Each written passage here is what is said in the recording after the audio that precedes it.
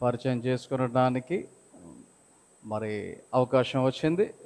మరి ఈరోజు వారు దేవుని యొక్క వాక్యాన్ని మనకి అందిస్తారు. శ్రద్ధగా దేవుని యొక్క వాక్యం విందాం. మరి సమయంలో వారు వచ్చుచుండగా చప్పట్లు కొట్టి వారిని ఆహ్వానమిద్దాం.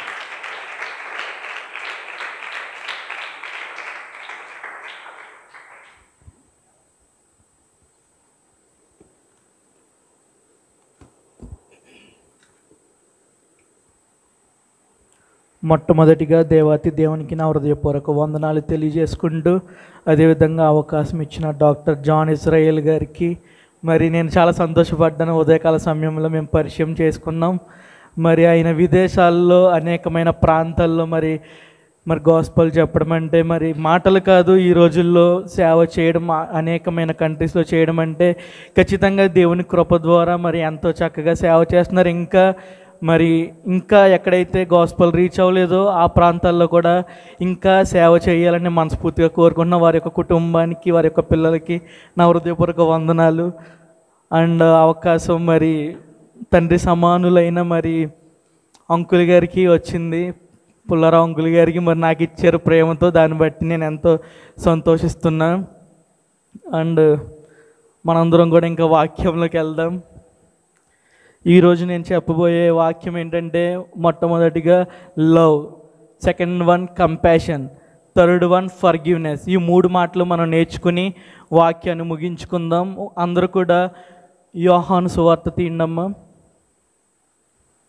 యోహాను సువార్త 12వ అధ్యాయము 15వ అధ్యాయం 15వ అధ్యాయము 12వ వచనం చదవండి ఒకసారి.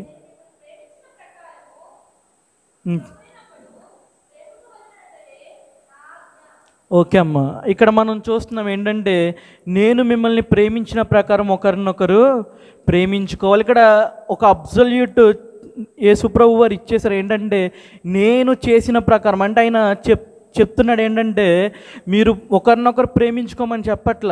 ఆయన ముందుగా అంటున్నాడు, నేను మిమ్మల్ని ప్రేమించిన ప్రకారము మీరు ఒకరినొకరు ప్రేమించుకోవాలి. హల్లెలూయా.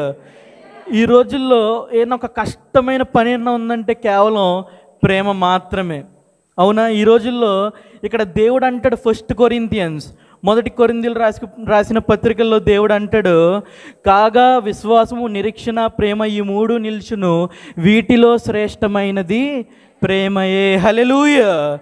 కానీ ఇంత శ్రేష్టమైనది ప్రేమే అని చెప్పి ఇక్కడ ఒకటి ఉన్నప్పుడు మనం మాత్రం దీన్ని ఎలా వాడతాం మన డైలీ లైఫ్లో?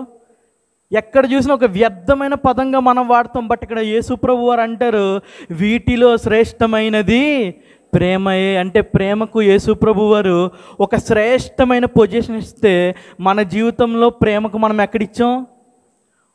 ఒక చిన్న స్టేజ్లో దాన్ని మనము పెట్టాం. కాబట్టి చాలామంది కుటుంబాలు విడిపోవడానికి గల కారణాలు ఏంటి? ఈ రోజుల్లో నిజమైన ప్రేమ లేకపోవడం వల్లే కుటుంబాలు విడిపోతున్నాయి, బంధుత్వాలన్నీ కూడా దూరం అయిపోతున్నాయి. అంటే కేవలం దేనివల్ల తెలుసా? ప్రేమ లేని చోటే మనుషులు దూరం అయిపోతారు. నిజంగా ప్రేమ ఉన్నట్లయితే మనుషులు దగ్గర అవుతారా, దూరం అవుతారమ్మా?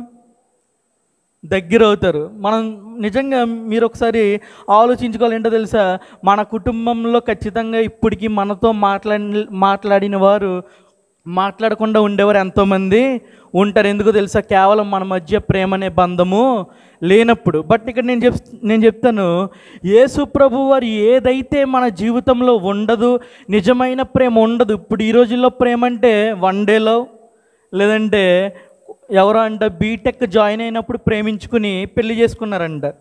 బీటెక్ ఇంజనీరింగ్ చదివినప్పుడు లవ్ చేసి పెళ్లి చేసుకున్న వారు బీటెక్ 4 years అయిపోయాక డైవర్స్ తీసుకుని వెళ్ళిపోయారు. అది నిజమైన ప్రేమ?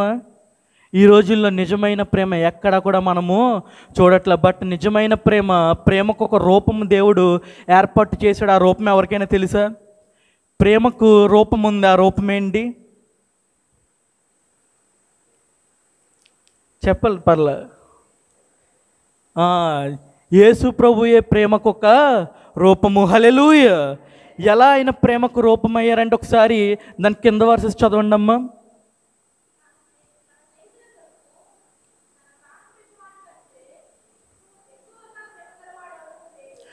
చాలమ్మా. తన స్నేహితుడి కొరకు ప్రాణం పెట్టువాడు కంటే ఎక్కువగా ప్రేమించేవాడు ఎవ్వరూ లేరు. నిజంగా మనం ప్రాణం పెట్టడం అనేది ఏమన్నా ఈజీయా? ఏమాత్రము ఈజీ కాదు. ఎందుకంటే ప్రాణము పెట్టడం అంటే ఈ రోజుల్లో మనం చూస్తాం ఎక్కడ కూడా ఒకానొక కొన్ని సంవత్సరాల క్రితము ప్రేమ ఉండేది. ఎలాంటి ప్రేమ అంటే తల్లిదండ్రులకి ఎప్పుడైనా వారికి ఏమన్నా కిడ్నీలు ఏమన్నా ప్రాబ్లం అయినప్పుడు తన యొక్క కుమారులు కానీ కుమార్తెలు కానీ కిడ్నీలు ఇచ్చేవారు. అంటే అవయవాలు ఇచ్చి, అంటే ఎంతో ప్రేమ ఉండడం ద్వారా వాళ్ళు ఏం చేసేవారు? సాక్రిఫైస్ అంటే త్యాగము చేసేవారు. ఈ రోజుల్లో ఎక్కడైనా మనకి త్యాగం కనబడుతుందా? ఈ రోజుల్లో సొంత కన్న తల్లిదండ్రులను చంపేసేవారు ఉన్నారు, తల్లిదండ్రులు పిల్లల్ని చంపేసేవారు ఉన్నారు. కానీ ఈ రోజుల్లో త్యాగము చేసేవారు ఎక్కడ కూడా మనకి కనపడడం లేదంటే రోజులు గడిచే కొద్దీ మనలో ఉన్న ప్రేమ అనేది ఏమవుతుందంటే ఇంకా ఇంకా కింద స్థాయికి మనం దిగజారి పోతున్నాం. బట్ ప్రియమైన దేవుని సంగమా, యేసు ప్రభు వారు మనకి ఏది మార్చారంటే తెలుసా? ఆదాము ద్వారా పాపం అనేది మన అందరికీ కూడా ఒక ఆస్తిలా వచ్చేసింది. ఆదాము మనకి ఆస్తిగా ఏమిచ్చాడు? పాపం అనేది ఒక ఆస్తిగా. అంటే పాపానికి జీతం ఏంటి? పాపానికి జీతము మరణమే. బట్ ప్రియమైన దేవుని సంగమా, యేసు ప్రభు ఎంత ప్రేమించాడో తెలుసా? చరిత్రను తిరగరాసే అంతలా ఆయన మనలను ప్రేమించాడు. మొదటి ఆదాము ద్వారా మన అందరం కూడా పాపానికి వారసత్వం అయిపోతే, రెండో ఆదాముగా యేసు ప్రభు వారు ఆ చరిత్రను తిరగరాశారు. ఏమన్నా తెలుసా? పాపం వల్ల నీకు ఇంకా మరణము లేదు, నేను నీ పాపములన్నీ కూడా క్షమిస్తున్నాను కాబట్టి నీకు నిత్య జీవము కలుగును. హల్లెలూయా. అసలు నిజమైన ప్రేమ అంటే ఏంటో తెలుసా? బంధాలను విడగొట్టేది ప్రేమ కాదు, మనకు నిరీక్షణ కలిగించేది ప్రేమ. నిజంగా ఆయన ఎంత ప్రేమించాడంటే సిలువలో త్యాగమయ్యే అంతలా ప్రేమించాడు. చాలామంది మనల్ని అడుగుతారు, ఎందుకు యేసు ప్రభు దేవుడు? ఆయన దేవుడు కాదు. హి వాజ్ ద ప్రాఫిట్. ఆయన కేవలం ప్రవక్త మాత్రమే. చాలాసార్లు మనం ఎక్కడైనా చాలామంది ప్రశ్నిస్తారు, ఏంటి ఆయన యేసుప్రభు దేవుడు కాదు? నిజంగా యేసుప్రభు దేవుడు కాకపోతే దేవాతి దేవుడు తన కుమారుడైన యేసుప్రభుని ఎందుకు పంపాలి త్యాగానికి? అసలు యేసుప్రభు శిలువ మరణం అంటే ఎన్న ఈజీ అమ్మా? శిలువ మరణం పొందడం అంటే అది చాలా కఠినమైన మరణము, దానికి మించిన కఠినమైన మరణము లేదు. మరి అలాంటప్పుడు దేవాతి దేవుడు పరమ తండ్రి తన కుమారుని ఎందుకు పంపుతాడు? ప్రవక్తలను పంపొచ్చుగా బలియాగానికి. ఇప్పుడు ఇక్కడ బలియాగం అవసరం, అవునా? ఓల్డ్ టెస్ట్మెంట్లో బలియాగాలు జరిగేవి. బట్ ఇక్కడ న్యూ టెస్ట్మెంట్కి వచ్చేసరికి దేవుడు ఏం చేశాడు? తన కుమారునే బలియాగముగా అర్పించాడు. మరి తన కుమారుని ఎందుకు అర్పించాలి? ఒక ప్రవక్తనో లేకపోతే ఒక వ్యక్తినో దేవుడు ఏర్పాటు చేసుకుంటే వస్తాడా? అంత కఠినమైన త్యాగానికి ఏ వ్యక్తి అయినా రాగలడా? పోనీ వచ్చి చివరి దాకా ఉండగలడా? ఏమాత్రము కూడా ఉండలేడు. కాకపోతే ఇక్కడ నిజమైన దేవుడు మనల్ని అంటే మనల్ని ఆయన ఏర్పాటు చేశాడు కాబట్టి మనం చేసిన తప్పుకి ఇప్పుడు బాధ్యత ఎవరు వహించాలి? Simple question. ఇప్పుడు లైట్ కనిపెట్టింది ఎవరు? థామస్ ఆల్వా ఎడిషన్, అవునా? ఇప్పుడు లైట్లన్నీ ఒకే రోజు ఆగిపోతే దీనికి ఇప్పుడు ఎవరు వచ్చి సరి చేయాలి చెప్పండి? ఇప్పుడు దానికి బాధ్యుడు ఎవరు? థామస్ ఆల్వా ఎడిషనే కదా. ఇప్పుడు మనం అందరం ఎవరిని అడగాలి? ఇప్పుడు లైట్లన్నీ ఆగిపోయినాయి అనుకోండి, అరే ఎలా చేశారు, ఎందుకు ఆగిపోయినాయి, ఎలా ఆగిపోతాయి అంటే ఎన్ని ప్రశ్నలు వేస్తాం మనం? ఎందుకు బాధ్యుడు అతనే? ఎందుకు బాధ్యుడు చెప్పండి? సింపుల్ ఆన్సర్ ఏంటి? ఆయనే కనిపెట్టాడు కాబట్టి ఆయనే సొల్యూషన్ మనకి. ఇప్పుడు మన అందరినీ కూడా ఏర్పాటు చేసింది ఎవరు? మనందరినీ భూమి మీదకి అంటే మనకి ఈ యొక్క మానవ జీవితం ఇచ్చింది దేవాతి దేవుడు కాబట్టి మనం పాపం చేసి పాపంలో పడిపోయి ఇక్కడ మనం ఉన్నప్పుడు దానికి కూడా బాధ్యులు ఎవరు? మన దేవుడే, మన పరమ తండ్రే. కాబట్టి ఆయనే మనకి ఈ జీవితాన్ని ఇచ్చాడు కాబట్టి మళ్ళీ ఆయనే వచ్చి మనకి అంటే మన జీవితాన్ని సరి చేశాడు. హల్లెలూయా. ఒకవేళ నిజంగా దేవుడు ఏర్పాటు చేయలేదనుకోండి, మనల్ని దేవుడు సృష్టించలేదనుకోండి, ఆయన పట్టించుకోడు, అవునా? ఆయన ఎందుకు రావాలి? ఇంకా ఆయనకి రావాల్సిన అవసరం ఏమీ లేదు. బట్ ఆయనే మనల్ని సృష్టించాడు కాబట్టి మళ్ళీ ఆయనే ఈ భూలోకానికి వచ్చి మళ్ళీ తిరగరాశాడు. ఏంటో తెలుసా? అప్పుడు దాకా అందరూ భయపడిపోయేవారు. ప్రతి ఒక్కరు కూడా, ఈవెన్ ఎవరు సొలొమోను ఒక జ్ఞానులు అందరూ కూడా భయపడిపోయేవారు. దేనికో తెలుసా? ఎంత జీవించినా ఏం ఉపయోగం, ఏదో రోజు మరణము మనల్ని వెతుక్కుంటూ వచ్చేది ఏంటో చెప్పండి. వద్దన్న మనం ఎక్కడ దాక్కున్నా, ఎంత ఎత్తైన పొజిషన్లోకి వెళ్ళి నువ్వు ఉన్నా, ఎంత కింద స్థాయిలో నువ్వు ఉన్నా సరే నిన్ను వెతుక్కుంటూ వచ్చేదేంటి? మరణము. బట్ ఆయన ప్రేమతో ఏమన్నాడు తెలుసా? నువ్వు దేనికైతే భయపడుతున్నావో అది శాశ్వతముగా తీసివేస్తున్న ఆ మరణం అనేది ఇప్పుడు మనకు ఉంది. అసలే ఏదో మన శరీరానికి మరణం తప్ప ఆయన ఇప్పుడు మనకి మరణం అనేది తీసివేశాడు. జ్ఞాని సొలొమోను అంటాడు, ఇక్కడ ఉన్న ఈ యొక్క లోకంలో మన కళ్ళ ముందు కనపడేవన్నీ కూడా వ్యర్థమే. ఎందుకన్నాడు? ఎంత ఆస్తిపరుడు. మనం సరిపోతాం అసలే సొలొమోను ఆస్తి ముందు? మన ఎవ్వరం కూడా సరిపోము అసలే. అంత రాజ్యం ఉంది, అంత జ్ఞానం ఉంది. అసలు అంటే సొలొమోను తీర్పులు తీరుస్తూ ఉంటే ఏకంగా వేరే ప్రాంతాల నుంచి వచ్చేవారంట సొలొమోను తీర్పులు చూడడానికి. అరే చాలా చక్కగా తీరుస్తాడు తీర్పులు, చాలా అద్భుతంగా ఉంటాయని చెప్పి ఆ సొలొమోను తీర్చే తీర్పుల కోసం వచ్చేవారు. అలాంటి సొలొమోను అన్నాడు, మనం బ్రతికే ప్రతిరోజు కూడా వ్యర్థం. ఎందుకన్నాడు తెలుసా? మరణానికి ఏదో రోజు మనం అందరం కూడా లొంగిపోవాల్సిందే. బట్ ఎప్పుడైతే యేసు ప్రభు వారి భూలోకానికి మనల్ని ప్రేమించి వచ్చారో మరణాన్ని తీసివేశారు. ఇంకా మనమంట మరణించినప్పుడు ఏదో ఒక అనారోగ్యంతో మరణించి తిరిగి లేచినప్పుడు ఎలాంటి బలహీనత లేకుండా మనము తిరిగి లేస్తాము. హల్లెలూయా. అది నిజమైన ప్రేమ అంటే ఏంటో తెలుసమ్మా? మనకు నిరీక్షణ కలిగించేది. మనం ఒకరిని ప్రేమిస్తున్నామని చెప్తున్నామంటే వారి జీవితాన్ని నాశనం చేస్తామనో, లేదంటే వారి జీవితానికి ఒక నిరీక్షణ అనేది లేదని చెప్పడానికి కాదు. ఒకరిని ప్రేమిస్తున్నామంటే నీకు జీవితం అనేది ఉంది. ఒకవేళ వాళ్ళు నాకు జీవితం లేదు, ఒకవేళ నా జీవితం ఇంకింతే, నా బతుకింతే అనుకోవచ్చేమో, కానీ మన ప్రేమతో ఏమో చేయాలో తెలుసా? వారికి నిరీక్షణను కలిగించాలి. చిన్న ఎగ్జాంపుల్ చెప్తాను. ఇక్కడ మనం చిన్న మాట చూసాం. ఏంటి? తన స్నేహితుడి కోసం ప్రాణం పెట్టేవాడి కంటే ఎక్కువగా ప్రేమించేవాడు ఇంకెవరు కూడా లేరు. బైబిల్లో ఎక్కడైనా ఫ్రెండ్షిప్ చూసారా మీరు? చెప్పండి ఒక ఇద్దరు ఫ్రెండ్షిప్, స్నేహం. దావీదు, యోనాథన్. అవునా? మనం స్నేహము అనే దానికి ఒక ప్రతిరూపం ఏం చూస్తామో తెలుసా?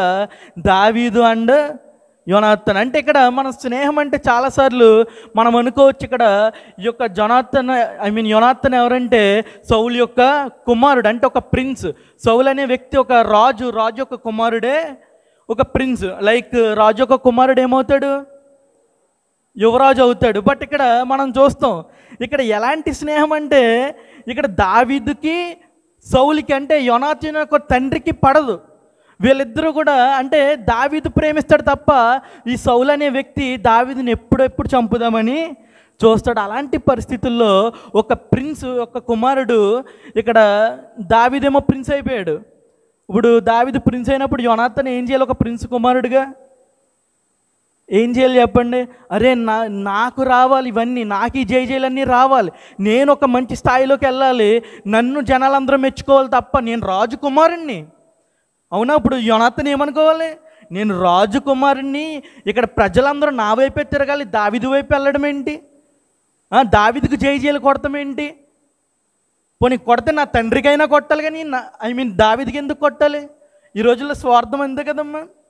ఈ రోజుల్లో స్వార్థం లేని వాళ్ళు ఎవరినో ఉన్నారా? అసలు ఈ రోజుల్లో స్నేహం అంటేనే స్వార్థం. నేను నీ చివరి వరకు నేను ఉంటారా, నీ కష్టంలోనే ఉంటా అంటాం. ఫోన్ చేసి అరే ఒక 1000 రూపాయలు అర్జెంటుగా అవసరం అంటే మన స్నేహం అప్పుడుది అయిపోద్ది. మీరు డైల్ చేస్తున్న నెంబర్ ప్రస్తుతం స్విచ్ ఆఫ్ చేయబడి. అంటే మన స్నేహం ఎలాంటిదంటే మాటిస్తాం తప్ప ఆ మాటల మీద మనము ఆనుకోము. బట్ ప్రియమైన దేవుని సంగమా, ఇక్కడ ఫ్రెండ్షిప్ అంటే, స్నేహం అంటే ఏంటో తెలుసా? యోనాథన్ అసలు ప్రిన్స్ కుమారుడు, నేను యువరాజు అవ్వాలి, దావీదుకి జయజయలు రాకూడదు, లేకపోతే దావీదు గొప్పవాడు అవ్వకూడదు అనుకోవాలి తప్ప. బట్ ఇక్కడ యోనాథన్ ఏం చేస్తాడో తెలుసా? తన తండ్రి ఎప్పుడైతే చంపుదాం అనుకుంటాడో ఆ విషయాలన్నీ కూడా దావీదుకి చెప్పి, దావీదుని ఎంత అంటే చాలా ఫ్రెండ్షిప్ అంటే చాలా స్నేహం చూపిస్తాడు కాబట్టి దావీదు యొక్క యోగక్షేమాలు కోరతాడు. ప్రియమైన దేవుని సంగమా, నిజమైన స్నేహం అంటే ఏంటో తెలుసా? మనం ఒకరిని ముంచేసే వాళ్ళుగా మనము ఉండకూడదు. నిజమైన స్నేహం అంటే మనం పడిపోతున్న వాడి చెయ్యి పట్టుకునేవారుగా ఉండాలి. ఇప్పుడు దేవుడు మనకి నిజమైన స్నేహితుడేనా? నిజమైన స్నేహితుడు ఏం చేస్తాడు? ప్రాణం పెడతాడు. మరి దేవుడు మనకి ప్రాణం పెట్టాడా? పెట్టాడు, అవునా? సో ఎప్పుడైతే ఆయన ప్రాణం పెట్టాడో, ఆయన మనల్ని నిజంగా దాసులుగా మనల్ని చూడలేదు. ఆయన ఎంత గొప్పవాడంటే, ఒక రాజు, ఒక కింగ్ అంటే అసలు ఆయన లెవెలే వేరు. బట్ అలాంటి ఆయన మనల్ని ఏమన్నాడు తెలుసా? మీరు దాసులుగా ఉండడం నాకు ఇష్టం లేదు. ఎందుకో తెలుసా? దాసులుగా ఉంటే మీకు నాకు అన్నీ పంచుకోవడానికి సరిగ్గా ఒక సంభాషణ రావట్ల. అదే మీరు నాకు స్నేహితులుగా ఉంటే, అంతే, స్నేహితులుగా ఉంటే మనం ఏం చేస్తాం? ప్రతీదీ కూడా పంచుకుంటాం. ఇప్పుడు మనల్ని దేవుడు ఎలా ఏర్పాటు చేసుకున్నాడో తెలుసా? స్నేహితులుగా మన అందరినీ కూడా మార్చుకున్నాడు. ఎందుకో తెలుసా? స్నేహితులుగా ఉంటే ప్రతీదీ కూడా ఆయనతో మనము పంచుకోగలం. ఇప్పుడు ప్రియమైన దేవుని సంగమా, ఈరోజు నిన్ను నన్ను కూడా ఆయన ప్రేమతో స్నేహితులుగా మార్చుకున్నాడు కాబట్టి కష్టం వచ్చినా, బాధ వచ్చినా, ఏదొచ్చినా సరే ఆయనతో పంచుకోవాలి. ఎందుకంటే ఆయన నిజమైన స్నేహితుడు. హల్లెలూయా! ఎందుకంటే ఈ లోకంలో ఉన్న వాళ్ళు మాట ఇచ్చి మాట తప్పుతారేమో, కానీ నీ దేవాతి దేవుడు మాట ఇచ్చాడంటే తప్పేవాడు ఆయన కాదు. నిజంగా ఇదైతే ఒక స్టేట్మెంట్ ఇచ్చేయచ్చు. ఆయన మాట ఇచ్చాడంటే నరులు మాట తప్పుతారేమో, కానీ దేవాతి దేవుడు మాట తప్పే దేవుడు కాదు. హల్లెలూయా! సో ప్రియమైన దేవుని సంగమం, లవ్ అయిపోయిందమ్మా. ఓకే, ఫస్ట్ ఇదేంటి? లవ్. ఇంకా లవ్ గురించి చెప్పుకుంటూ వెళ్ళామంటే బైబిల్ అంతా కూడా ప్రేమతోనే ఉంటుంది. అసలు జీసస్ లైఫ్ స్టైల్ అంటే ఇంకా అది ప్రేమే. ఇంకా అసలు ఆయన పేరులోనే ప్రేమ కనబడుతుంది. అంత ప్రేమ ఉంది కాబట్టి లవ్తో ఉంటే ఇంకా మనకు అలా సమయం ముందుకు వెళ్తానంటే. సెకండ్ వన్ ఏం చెప్పానమ్మా? Compassion. What is your passion? చాలామంది అడుగుతారు మనల్ని, ఏంటి నీ ప్యాషన్ ఏంటి? ఇప్పుడు నేను వచ్చి మిమ్మల్ని, ఏంటి మీ ప్యాషన్ ఏంటి? ఇప్పుడు ఒక్కొక్కరికి ఒక్కొక్క ప్యాషన్ ఉంటుంది, అవునా? ఒక్కొక్కరికి ఒక్కొక్క ప్యాషన్. కొంతమంది అంటారు, నేను డ్రాయింగ్ చేస్తా, అదేనా ప్యాషన్? లేకపోతే ఇప్పుడు మనం క్రైస్తవులం, అవునా? మనం దేవుని యొక్క పిల్లలం కాబట్టి ఇప్పుడు ఏంటి నీ ప్యాషన్ అంటే? What is your passion? మనం ఇక్కడ యేసు ప్రభు యొక్క ప్యాషన్ చూద్దాం. ఆ తర్వాత నేను ఒక ఎగ్జాంపుల్ చెప్పి ముగించేస్తా. వాట్ వాజ్ ద ప్యాషన్ అంటే ఒక బాధ్యత, అంటే లైక్ ఒక కర్తవ్యాన్ని నెరవేర్చాలి. మనం ఈ భూలోకంలో ఉన్నది ఒక ప్యాషన్ కలిగి బ్రతకాలి. ప్యాషన్ ఆఫ్, చాలా మూవీస్ కూడా ఉంటాయి, ప్యాషన్ ఆఫ్ ద క్రైస్ట్. అంటే మనం ప్యాషన్ అనగానే, ఫర్ ఎగ్జాంపుల్ మీకు జీసస్, యేసు ప్రభు వారు ఆయన ఎక్కువగా పరలోక రాజ్యం కోసము ప్రకటించేవారు. పరలోక రాజ్యం కోసం ప్రకటించినప్పుడు ఆయన ఏం చేయాలి? ఆయన కర్తవ్యం ఏంటి? పరలోక రాజ్యం కోసము ప్రకటించి ఆయన ఏం చేయాలి? వెళ్ళిపోవాలి. ఇక్కడ ఒక చోటకి ఆయన వచ్చినప్పుడు జన సమూహం చాలా ఎక్కువ మంది వచ్చి ఉంటారు. వచ్చి ఉన్నప్పుడు ఈయన పరలోక రాజ్యం కోసం అంటే ఈయన షేర్ చేస్తారు, పరలోక రాజ్యం కోసం వచ్చి ప్రకటిస్తారు. ప్రకటించాక ఈయన ఏం చేయాలి? ప్రకటించి వెళ్ళిపోవాలి. అవును, అంతేనా? వెళ్ళిపోవడం ఎంత? ఇప్పుడు మనం చాలాసార్లు సీఎంలు పిఎంలు వస్తారు. వాళ్ళు వచ్చినప్పుడు వాళ్ళు మనకి స్టేజ్ మీద ఉన్నంతసేపు అక్కడికి చాలామంది వెనకాల ఉంటారు. ఏంటో తెలుసా? వాళ్ళకైనా ప్రాబ్లమ్స్ ఉంటే వారు ఒక పేపర్లు అయ్యోటి తెచ్చి ఆ పేపర్లు అక్కడి నుంచి చూపిస్తారు. వీళ్ళు స్టేజ్ మీద ఉన్నంతసేపు ఏం చేస్తారు? స్టేజ్ మీద ఉన్నంతసేపు నేను వస్తా, ఈ సభ అయ్యాక నేను వచ్చేస్తా, నీ ప్రాబ్లం ఏంటో సాల్వ్ చేసేస్తా అంటారా? ఆ తర్వాత ఎప్పుడైతే అయిపోద్దో సభ, వాళ్ళు వెళ్ళి మాట్లాడతారా వాళ్ళతో? వెంటనే సైడ్ అయిపోతారు. ఎవరికి కనపడకుండా అందరిని ఒకసారి అటు తిరగండి అని చెప్పి వెళ్ళిపోతారు. అంటే ఇక్కడ వీళ్ళ కర్తవ్యం ఏంటి? వచ్చి చెప్పడం, ఒక మాట ఇవ్వడం, వెళ్ళిపోవడం, అంతే తప్ప అక్కడ సమస్యలు చూస్తారు, దగ్గరికి వచ్చి మాట్లాడతారా? ఎవ్వరు కూడా మాట్లాడరు. బట్ ప్రియమైన దేవుని సంగమా, ఇక్కడ వీళ్ళందరూ జనమందరూ వచ్చినప్పుడు యేసు ప్రభుతో శిష్యులు అంటారు, ప్రభువా సమయం అయిపోయింది, సాయంకాలం అయిపోయింది కదా, వీళ్ళందరినీ కూడా పంపే, వీళ్ళ సంతకు వెళ్ళి వీళ్ళ భోజన పదార్థాలు కొనుక్కుంటారంటే ఇక్కడ యేసు ప్రభు యొక్క బాధ్యత ఏంటో తెలుసా?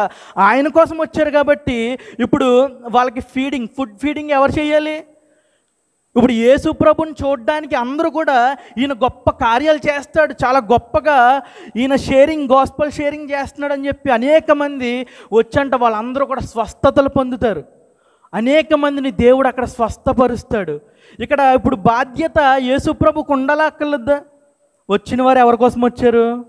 యేసు ప్రభు కోసము వచ్చారు. వచ్చినప్పుడు యేసు ప్రభు దూరం నుంచి చూసి అవునా సరే అయితే పంపిండి అంటే అక్కడ బాధ్యత ప్యాషన్ కనబడుతుందా? కానీ ఇక్కడ యేసు ప్రభుది నిజమైన ప్యాషన్ కాబట్టి ప్రేమ దేవుని సంగమం మనకు కూడా ఒక పాట ఉంటుంది. ఏంటా పాట?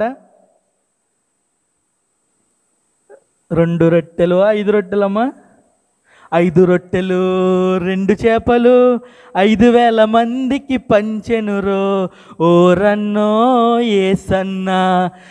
చూసారా ప్రేమ దేవుని సంగమా? ఇక్కడ అంతమంది జనం, 5,000 మంది అంటే ఓన్లీ పురుషులే 5,000 మంది. ఇప్పుడు అంతమంది జనాన్ని చూసినప్పుడు యేసుప్రభు ఏం చేయాలి? అయ్యి బాబు ఎంతమందికి మనం పెట్టడం అంటే మన వల్ల కాదు. ఇక్కడ మనం చాలాసార్లు పెళ్ళిళ్ళు ఫంక్షన్లో చూస్తాం, అక్కడ ఏం చేస్తారో తెలుసా? పెళ్ళిళ్ళు ఫంక్షన్లో భోజనాలు ఏర్పాటు ఉంటుందమ్మా. భోజనాలు ఏర్పాటు చేసినప్పుడు వాళ్ళు ఏం చేస్తారు? చాలామంది ముందుగా వాళ్ళకి రేపటికి సాయంత్రానికి అన్నీ కూడా ఏం చేస్తారు? దాస్తారు. అవునా? చాలామంది ఏం చేస్తారు? అరే వచ్చిన వాళ్ళకి సరిపోతాయో లేదో చూడాల్సిన బాధ్యత మందైతే, అరే రేపటికి ఇది ఉండాలి, సాయంత్రానికి ఉండాలి అని చెప్పి మన అందరం కూడా దాచిపెడతాం. దాచిపెట్టడం కరెక్ట్ అంటారా? ఏమో కొన్ని సందర్భాల్లో అది కరెక్ట్ అవ్వచ్చేమో, కానీ ముందుగా మన బాధ్యత ఏంటో తెలుసా? వచ్చిన వారందరి కడుపు మనము నింపాలి. హల్లెలూయా! ఇక్కడ ఏంటో తెలుసా? 5,000 మంది ఓన్లీ పురుషులే. మరి పిల్లలు, లేడీస్, అది దేవుని కర్తవ్యం ఏంటో తెలుసా? ఆయన ఒక్కసారి పనిలో దిగాడంటే ఆయన ఏదొచ్చినా ఆయనే బాధ్యుడు. ఇంకా ఎంతమంది వచ్చినా వారికి ఎవరు బాధ్యుడు? ఇంకా యేసు ప్రభు వారే టేక్ కేరింగ్ పర్సన్. నిజంగా ప్యాషన్ అంటే ఎలా ఉండాలి తెలుసా? ఆయనలా ఉండాలి. అసలు ఆయన ఒక స్థాయిలో ఒక సింహాసనం మీద ఉండి ఆయన కాలు మీద కాలు వేసుకుని కూర్చుని అందరినీ దగ్గరికి రమ్మన్నారు. ఈ రోజుల్లో మనం చూస్తూ ఉంటాం దొంగ బాబాలని వాళ్ళని చూస్తుంటాం. వాళ్ళు ఏం చేస్తారు చెప్పండి? కాలు మీద కాలు వేసుకుని కూర్చుని ఒక కర్ర ఇచ్చిన కొడుతున్నారు ఈ మధ్యన కొత్తగా. అవును, ఈ మధ్యన కొన్ని చూస్తున్నాం స్టైల్గా. చాలామంది వెరైటీగా ఒక వ్యక్తి అయితే తన్నుతాడు, ఇలా లేడీస్ని కూడా తన్నుతాడు, ఇలా రమ్మంటాడు. ప్రాబ్లం ఎక్కడంటే కొడుపులో అని ఆమె చెప్పగానే కొడుపు మీద తన్నుతాడు. అంటే అసలే చాలామంది అంటే వాళ్ళలో కొంచెం ఏదైనా చేయగల శక్తి లేకపోయినా ఇంత చేస్తున్నారు. బట్ యేసు ప్రభు వారు నిజమైన దేవుడు, శక్తివంతుడు. ప్రతి ఒక్కరి దగ్గరికి ప్రేమతో ఆయనే వెళ్ళాడు. ఆయన దగ్గరికి వచ్చిన వారిని కూడా ఎవరిని కూడా ఆయన సంతృప్తి పరచకుండా ఎవరిని పంపలేదు. ఎవరికి ఏ స్వస్థత కలిగితే అది ప్రతిదీ కూడా ఉచితముగా ఆయన చేశాడు. హల్లెలూయా! అది ప్యాషన్ అండి. బట్ మన ప్యాషన్ ఏంటో తెలుసా? మన ప్యాషన్ అంతా మన బాధ్యత అంటే మన బాధ్యత సగమే ఉంటుంది, మన ప్రేయర్ కూడా సగమే ఉంటుంది. ఆఫే బాధ్యత అంటే చివరి వరకు ఉండేదే బాధ్యత, సగంలో వదిలేసేది కాదు. మనకు హన్నా గారు కనపడతారు. హన్నా గారికి వచ్చిన సమస్య ఏంటి? గర్భఫలము. ఇక్కడ ఎల్కానా అనే వ్యక్తి హన్నకు గర్భఫలం రావట్లేదని చెప్పి పెనిన్నాని పెళ్లి చేసుకుంటాడు. పెనిన్నాని పెళ్లి చేసుకుని చాలా అంటే వీళ్ళిద్దరూ ప్రేమగా ఉంటారు. ఇక్కడ ఈ వ్యక్తి అంటాడు, ఎల్కానా ఏమంటాడు తెలుసా? చాలా గొప్ప వ్యక్తి. ఎందుకు నీకు కుమారుడు ఎందుకు? నేను ఉన్నాను కదా, నన్ను చూసి మురిసిపో, నన్ను చూసి సంతోషపడు. చాలామంది అలా అంటారు, బట్ అలా అవుతుందా?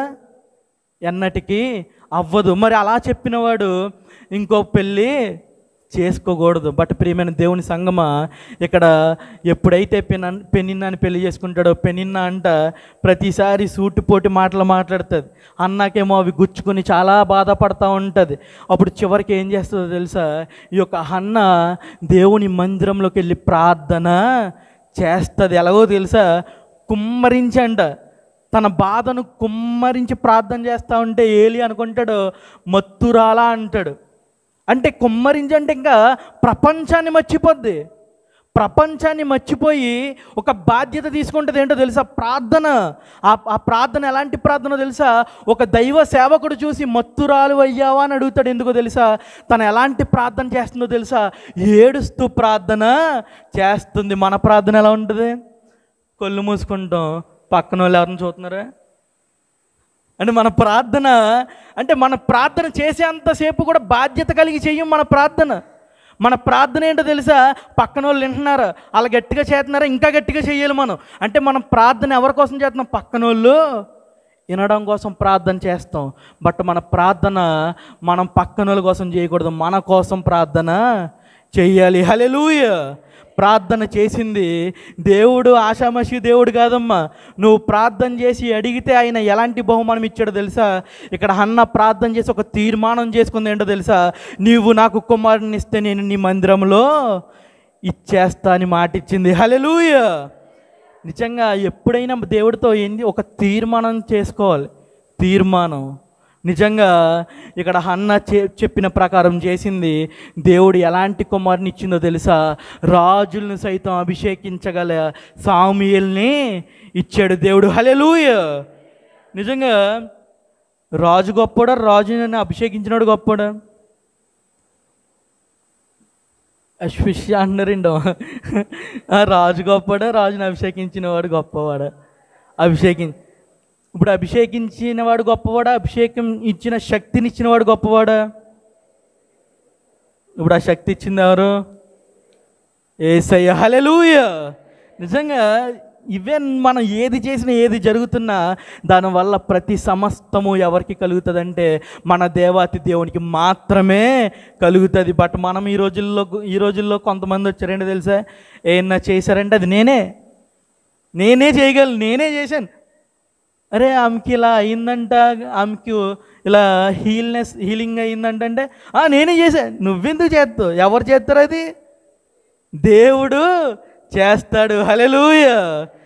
నిజంగా ప్రియమైన దేవుని సంగమా, నిజంగా బాధ్యత కలిగి మనం ఉంటే, ఒక ప్యాషన్ కలిగి అన్న ప్యాషన్తో ఉంది. ఆ ప్యాషన్ వల్ల మంచి బహుమానం పొందుకుంది. నిజంగా ఒకసారి నేను బైబిల్ ట్రైనింగ్లో ఉన్నప్పుడు విండోస్ ఉంటాయి, మాకు సాటర్డే హాలిడే. సో విండోస్ ఉంటే ఒక వ్యక్తి సంథింగ్ బీహార్ సైడ్ అనుకుంటా ఆ వ్యక్తి. సో నేను 1 hour నుంచి అబ్జర్వ్ చేస్తున్నాను. మొత్తం రూమ్ అంతా క్లీన్ చేసేసుకున్నాడు బాధ్యతతో. ఎలాగా? బాధ్యతతో రూమ్ అంతా తుడిచేసుకున్నాడు. నేనేమో డోరు, నా బెడ్ ఇలా ఉంటే డోర్ ఇలా అడ్డంగా ఉంటుంది, నేను విండోలోంచి చూస్తున్నా. ఆ వ్యక్తికి నేనేమో కనపడను. నేను అనుకున్నా, అబ్బా చాలా చాలా కష్టపడిపోతున్నాడు, బాబు చాలా గ్రేట్ అనుకున్నా. తీరా ఏం చేశాడు తెలుసా అమ్మ? అంత బాధ్యత కలిగి ఆ బాధ్యత చూసి నాకే ఇంట్రెస్ట్ వచ్చింది. మనం కూడా ఇలా చేసేయాలిరా బాబు, ఒక గంట పనులన్నీ పక్కన పెట్టి అనుకున్నా. తీరా ఆ వ్యక్తి ఏం చేశాడు తెలుసా? కూడబెట్టిన దుమ్మంతా తీసుకొచ్చి అటు ఇటు చూసుకున్నా, నేను కిటికీలోని చూస్తున్నా, అటు ఇటు చూసుకుని నా రూమ్లోకి వేసాడు. అరే నేను అనుకున్నారు ఇంత బాధ్యత కలిగి ఇంత తుడుచుకుని వచ్చాడు, అలా ఇలా చూసాడు, ఇలా అన్నాడు, వెళ్ళిపోయాడు. నాకు ఒక నిమిషం నిజంగా ఫ్యూజులు ఎగిరిపోయినాయి.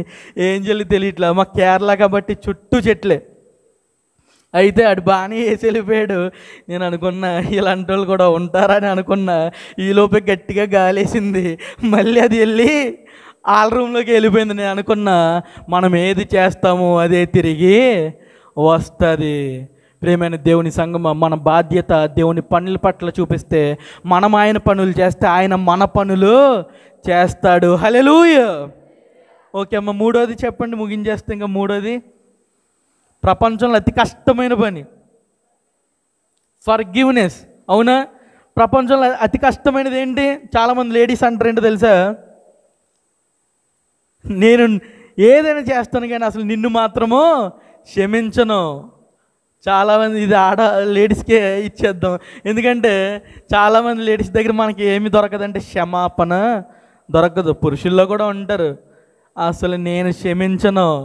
చాలామంది ఫర్గివ్నెస్ లేకపోవడం వల్ల ఇప్పటికీ కూడా కుటుంబాలు దూరం అయిపోయే వాళ్ళు ఎంతోమంది ఉన్నారు. ఫర్గివ్నెస్కి ఒక వచనం చదువుకుందాం అందరం కూడా. ఒకసారి అందరూ కూడా మాథ్యూ తీయండమ్మా, మత్తయి సువార్త 6వ అధ్యాయము 14వ వచనం 15వ వచనం చదవండి. చదవండి అమ్మా.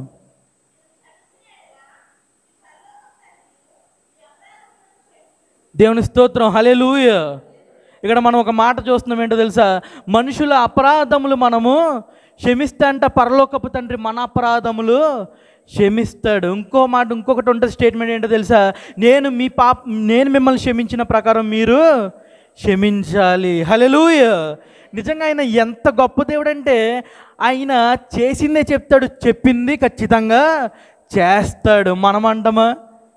మనం చెప్పింది చేస్తామా? అసలు ఏమాత్రము చేయము. అసలు ఫస్ట్ ఆఫ్ ఆల్ మనం క్షమించాలా, క్షమాపణ పొందాలా? ఒకటి చెప్పండి. క్షమించాలా, క్షమాపణ పొందాలా? మనం క్షమించబడాలి ముందు. అంతే తప్ప మనం అనుకుంటాం చాలాసార్లు, నేను క్షమించాలి, నా దగ్గరికి వచ్చి సారీ చెప్పాలి. మాకు కేరళలో ఒక రూల్ ఉంటుంది, ఏంటో తెలుసా? ప్రతి సాటర్డే నైట్ ప్రేయర్కి మేమందరం కూడా చర్చిలోకి ఎంటర్ అవ్వకముందు బయట ఆగిపోయి ఎవరితో అయితే గొడవ పెట్టుకున్నామో, ఎవరితో అయితే మనకి కొంచెం కనెక్షన్ లేదో వారి దగ్గరికి వెళ్ళి సారీ చెప్పి షేక్ హ్యాండ్ ఇచ్చుకుని లోపలికి రావాలి. అసలు ఎంత గొప్ప రూల్ అంటే నిజంగా మేము బయట ఉండి వెళ్ళాలా వద్దా, ముందు ఆడే వస్తే బాగుండు, సీనియర్ కదా. కాసేపు మా ఆలోచనలు ఎలా ఉంటాయంటే ఇలా చూసుకుంటాం అనమాట. ఎవరెవరి దగ్గర మనం గొడవ పడ్డం మేము అందరం ఒకరినొకరు చూసుకుని వస్తాడా నేను వెళ్ళాలని ఆలోచిస్తాం. అప్పుడు తర్వాత మనసులో అనుకుంటాం, ఏంటో తెలుసా? దేవాతి దేవుడే మనల్ని క్షమించాడు, ఘోర పాపలను క్షమించాడు. మనం అసలు చిన్న చిన్న తప్పులు చేసిన వాళ్ళని దూరం పెట్టడము అసలు ఏమాత్రము కరెక్ట్ కాదని మేము దగ్గరికి వెళ్ళి ఒకరికొకరు సారీ చెప్పుకుని హగ్ చేసుకుని అప్పుడు మందిరంలోకి వెళ్తే నిజంగా ఎంత హ్యాపీగా ఉంటుందో తెలుసా? ఏదో ఒక భారము మనలోంచి తీసినట్టు ఉంటుంది. ముందు మనం క్షమాపణ కలగాలి. మీకు చిన్న స్టోరీ చెప్తా. చిన్న స్టోరీ ఇది ఫర్గివ్నెస్కి కొంచెం సూటబుల్ అనమాట. నేను కేరళలో ఉన్నప్పుడు చదువుకున్న ఇది. సామ్యుయేలు గ్రంథంలో ఒకటి జరుగుతుంది. ఏంటో తెలుసా? ఇక్కడ ఫిలిస్తీన్లు ఉంటారు. ఫిలిస్తీన్లు ఎలాంటి వారంటే నక్సలైట్లతో సమానం.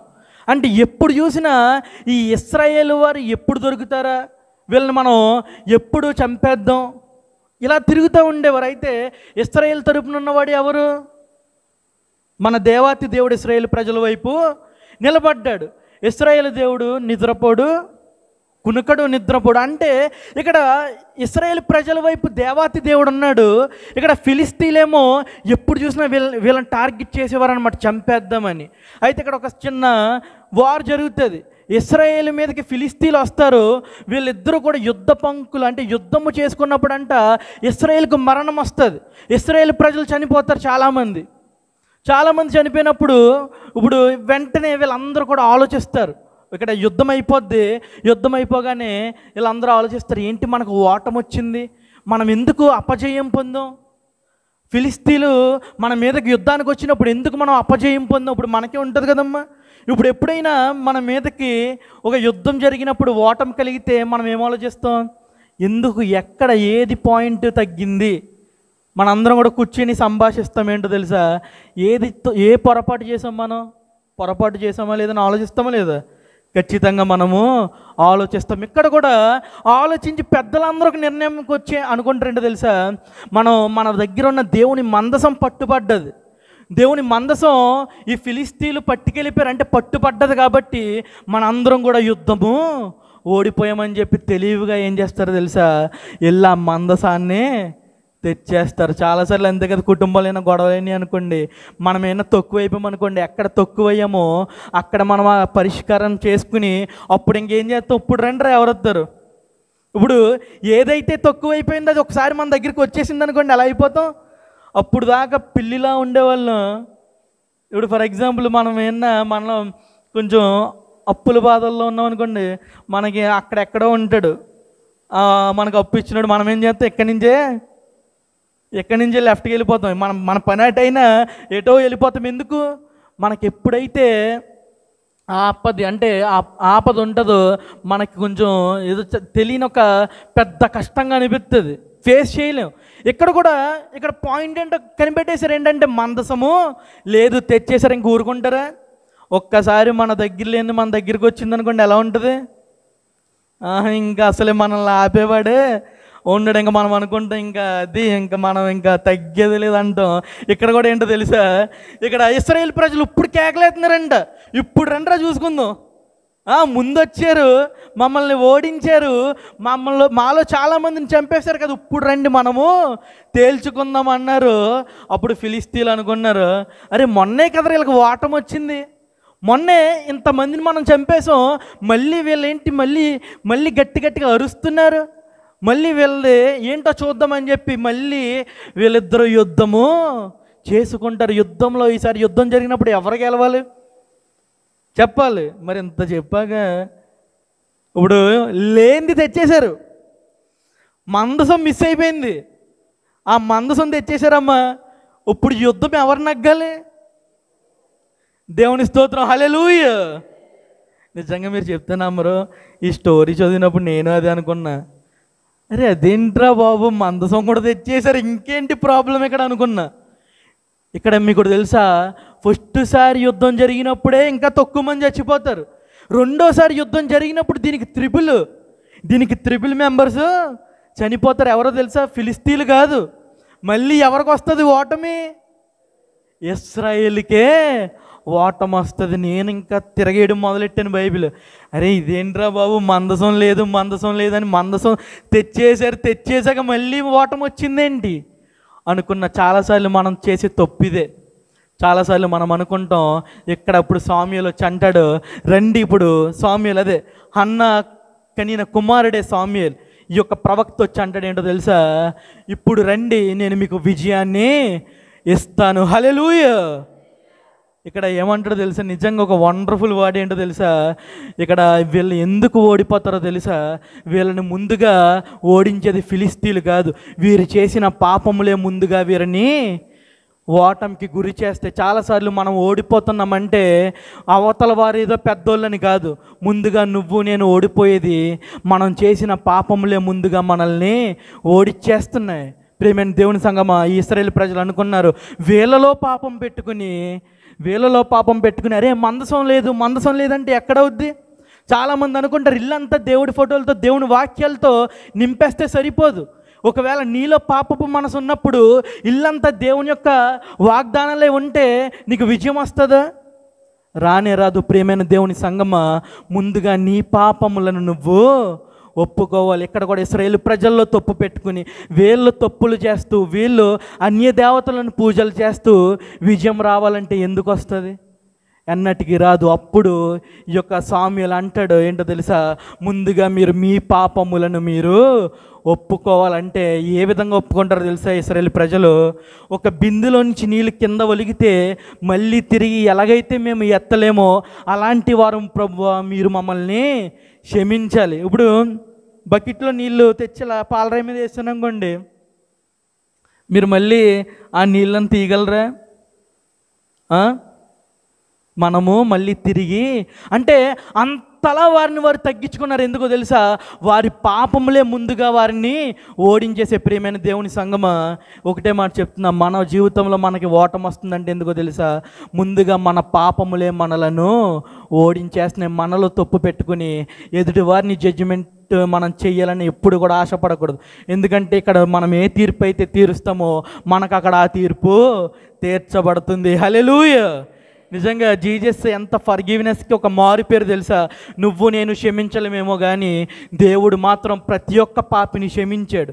అసలు సిలువ మీద ఉన్నప్పుడు పక్కన దొంగడు నన్ను క్షమించు ప్రభు అంటే అసలు యేసు ప్రభు ప్లేస్లో నువ్వు నేను ఉంటే ఏం చేద్దాం చెప్పండి? అబ్బా పాపాలన్నీ చేసేసి ఇప్పుడు నీకు సిలువ మరణం విధించేస్తుంటే ఏంటి నేను నిన్ను క్షమించాలి అంటే నేను అంత అమాయకుల్లా కనబడతా. ఇప్పుడు మనం అసలు ఇంకా ఎన్ని మాటలంటా, ఇంకా నువ్వు చెయ్యాల్సిన తప్పులన్నీ చేసేసి ఇప్పుడు మరణానికి ఎదురుగా ఉన్నప్పుడు క్షమించమంటే అసలు ఎవరైనా క్షమించగలరా? ఎవరైనా క్షమిస్తారా? అసలే ఎవ్వరు కూడా క్షమించరు. బట్ ప్రియమైన దేవుని సంగమా, నువ్వు నేను నమ్ముకున్న దేవుడు గొప్ప దేవుడు, ప్రేమ కలిగిన దేవుడు కాబట్టే సిలువ మీద ఆయన మరణిస్తూ కూడా ఒక వ్యక్తిని క్షమించి మరణించాడు. అప్పటికి కూడా వాళ్ళందరూ ఏయో మాటలు అంటే దేవుడు అంటాడు, ప్రభువా వీరిని క్షమించు. మనం ఎప్పుడు కూడా ఒకరిని నిలదీసేవారిగా ఉంటాం, కానీ యేసు ప్రభు ఒక నిలదీసిన స్త్రీని కూడా అక్కడ ఒక వ్యభిచారం చేసి పట్టుబడ్డ స్త్రీని నడి రోడ్డు మీదకి లాక్కొచ్చి, చాలామంది మనం ఒకళ్ళు తప్పు చేస్తే ఏం చేస్తాం, ఎప్పుడు చూసినా నిలదీయడమే, వాళ్ళ మీద సూటిపోటి మాటలు. బట్ నిన్ను నన్ను ఏ దేవుడైతే మనల్ని పిలుచుకున్నాడో ఆయన ఎలాంటి దేవుడో తెలుసా? తప్పు చేయని వారుంటే రాయి వేయండి. బట్ మనకి ఇంకా అవకాశం ఇవ్వాలి, కానీ ఎన్ని రాయిలు వేసేస్తాం మనకే తెలియదు. ఇంకా అసలే ఇంకా మనల్ని ఒక జడ్జిమెంట్కి పిలిస్తే వాడి మీద లేనిపోని తప్పులన్నీ కూడా మనము వేసేస్తాం. బట్ దేవుడు మన దేవాతి దేవుడు మన ప్రభు మనకి నేర్పేది అది కాదు. మనకి క్షమించే గుణము కావాలి. మనం ఎదుగుతున్న కొద్దీ, దేవుడు మనకి బ్లెస్సింగ్స్ ఇస్తున్న కొద్దీ మనం ఏం చేయాలో తెలుసా? ఇంకా ఆయన వైపు తిరగాలి తప్ప మనం ఏం చేస్తున్నాం తెలుసు? ఈ మధ్యన మనం ఆశీర్వదించబడే కొద్దీ దేవుడికి దూరంగా అయిపోతున్నాం. మనలో ప్రేమ, ప్యాషన్, ఫర్గివ్నెస్ ఈ 3 ఉన్నప్పటికీ మనం దేవుడికి దూరంగా అయిపోతున్నాం. మనం ఎప్పటికీ కూడా యేసు ప్రభు వారికి దూరంగా అవ్వకూడదు. నిజంగా మీరు చెప్తే నమ్మరు, చాలామందికి ఒక దెబ్బ తగిలితే కానీ దేవునిలోకి రారు. కొంతమంది దేవుడు కొడతాడు, మనం మనుషులు కొట్టి దెబ్బలు వేరు. దేవుడు కొడితే ఎంత ఘోర పాప అయినా సరే పాపములు ఒప్పుకుని మందిరంలో రావాల్సిందే. నిజంగా మీరు చెప్తున్నారు, ఒక వ్యక్తి అంట ఒక 3 స్టేర్ బిల్డింగ్ మీద ఉండి ఒక పనివాడిని పిలుస్తున్నాడు. ఒక పనివాడి కింద ఉన్నాడు, అయితే స్వరం వినపడట్లేదని చెప్పి ఆ వ్యక్తి ఏం చేస్తాడు తెలుసా? ఈ వ్యక్తి చూడాలంటే ఏదోటి మనం కిందకి వెయ్యాలి అని చెప్పి ఒక 100 కాయింతం కిందకి వేస్తాడు. 100 కాయింతం కిందకి వేస్తే ఆ పనోడు ఏం చేస్తాడు తెలుసా? ఆ 100 కాయింతం తీసుకుని చూస్తాడు పైకి. ఇప్పుడు 100 కాయింతం వెంటనే జోబులు పెట్టుకుని పక్క వెళ్ళిపోయాడు. అరే ఈడేంటి, వీడికి ఏదో చెబుదామని నేను 100 కాయింతం వేస్తే పైకి చూస్తాడు అనుకున్నా అని చెప్పి సర్లే అని చెప్పి మళ్ళీ 200 కాయింతం వేస్తాడు. అప్పుడు కూడా తీసుకుని జోబులో పెట్టుకుంటాడు తప్ప అరే ఎక్కడి నుంచి వచ్చింది, ఎందుకు వచ్చిందని పైకి చూడ్డు. 3వసారి 500 వేస్తాడు చూడ్డు. 4వసారి ఒక పెద్ద రాయ వేస్తాడు. అప్పుడు అబ్బా ఏంట్రా అని చెప్పి పైకి చూస్తాడు. చాలాసార్లు మనం దేవుడు ఆశీర్వాదాలు ఇలా ఇస్తుంటే మనం ఏం చేస్తున్నాం తెలుసా? దాసేస్తున్నాం. దేవుడు ఇచ్చాడని చెప్పుకోవట్లేదు ఎవరు. దేవుడు మనకు ఆశీర్వాదాలు ఇస్తుంటే ఆయన వైపు తిరగట్లే. అరే నా బంధువుల వల్ల వచ్చింది, నా స్నేహితుల వల్ల వచ్చింది, నా వల్లే వచ్చింది, నేనే చేశాను అంటున్నాం. కానీ ఇచ్చేది ఎవరు? ఆయన. నిజంగా ఆయన ఇచ్చే ఆశీర్వాదాలు మనం ఒప్పుకోవాలి, ఎప్పటికైనా ఒప్పుకోవాల్సిందే. ప్రేమైన దేవుని సంగమా, నేను 3 మాటలు చెప్పా: ప్రేమ, కంపాషన్, ఫర్గివ్నెస్. నిజంగా ఈ 3 మన జీవితాల్లో ఉన్నప్పుడు నిజంగా మనకి విజయమే. ఇంకా నిజంగా చెప్తున్నా, నిజంగా ఈ చర్చ ఎంత బాగుందంటే మీరు చెప్తున్నా, నాకైతే నేనైతే చాలా వండర్ఫుల్ ఫీల్ అయ్యా. చాలా ఎంత బ్యూటిఫుల్ చర్చ్. నిజంగా ఈ చర్చ్ ఎంత అందంగా ఉందో మీ జీవితాలు కూడా అంత అందంగా ఉండాలని మనస్ఫూర్తి కోరుకుంటున్నా. అండ్ నాకు అవకాశం ఇచ్చిన దేవాతి దేవునికి అండ్ ఈ యొక్క ఇవాంజలిస్ట్ గారికి అండ్ మీ అందరికీ కూడా నా హృదయపూర్వక వందనాలు.